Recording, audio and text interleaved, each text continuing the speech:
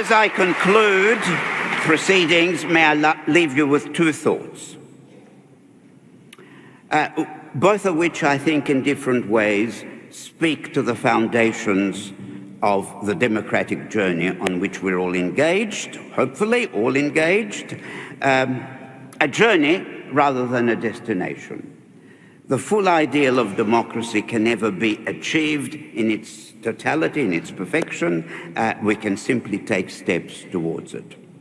And one of those steps I put to you specifically with these times in mind is speaking truth to power. Even when it becomes difficult to speak truth to power. And that brings to mind the destructiveness of silence in the face of the gross abuse of power, the steady erosion of the democratic idea. It brings to mind the story that I'm sure is known to many of you of Martin Niemöller, the Lutheran pastor and theologian, ultra-conservative nationalist, a self-identified anti-Semite who supported Adolf Hitler. Yes, it's true, he was later arrested. But he was arrested primarily because of his opposition to the Nazi state's control of the Protestant churches, of which he was part.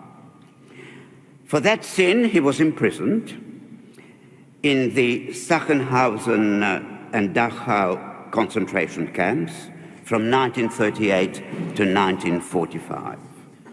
And a year or two later, he started on a series of lecturing tours across the United States, Europe, and elsewhere, particularly with Germany in mind. And he communicated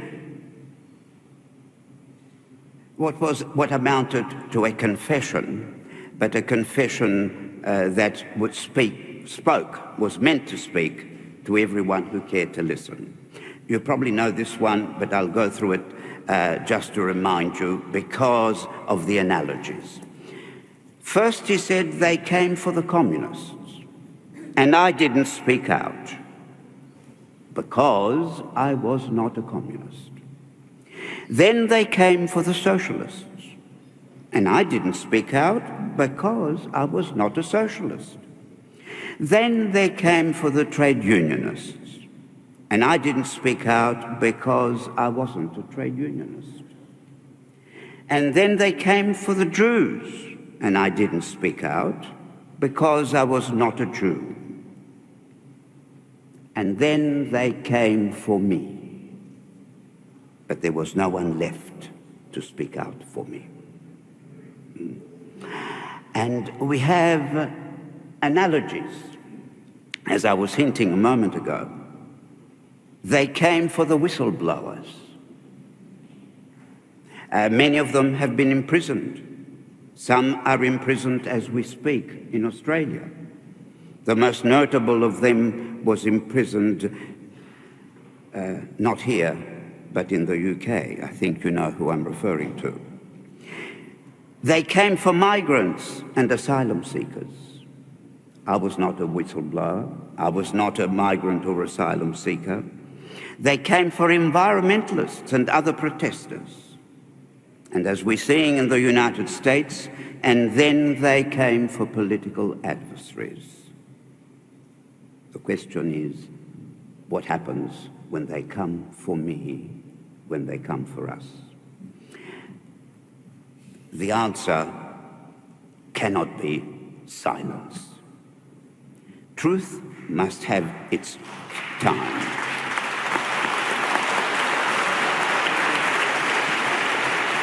And the second thing that I want to leave with you is that democracy at the best of times is a fragile edifice, built on three interlinked principles, many of which have been spoken of. But they're not standalone principles. Of course, liberty, freedom, not just freedom from coercion, but freedom for the human person to flourish. Equality, not sameness, not earning exactly the same income as anyone else, but equality under the law and in the political process, which is often obstructed by inequality in other areas, including, importantly, in the economic area, which has already been mentioned. And the third one, which the famous French revolutionary slogan went by the word fraternity, which we wouldn't use these days, is really the principle of mutuality. Democracy is not about the coming together of a group of competing wills. It is the general will, the common good. You come not to defend your purely naked self-interest as you see it. You come to defend the common interest. And the common interest, ultimately, is the interest of humanity, which is, again, why human rights, the dignity of the human person and the recognition of those entitlements is so important. But it's not just my right, but your right. It's everyone's right and everyone's need, not just my need. I don't like the look of this building going up. I'm totally opposed to it. It's right next to me. It hides it may be legitimate. But you need to take it in the total context of the community's needs at any given time. So when you take the three together, what it means, as I understand it, democracy means taking care of life in all its forms, not just human life, together. And that reminds me of a poem, and I conclude with this, which was written in 1624. And it reads, the famous poet, John Donne, not that it was written as a poem, but nevertheless it reads as if it were a poem. And I'll briefly read those few lines. No man, wrote John Donne, is an island entire of itself. One set of one will, one set of interests. Every man, is using the analogy, is a piece of the continent, a part of the whole. If a clod be washed away by the sea, speaking about Europe, Europe is the less.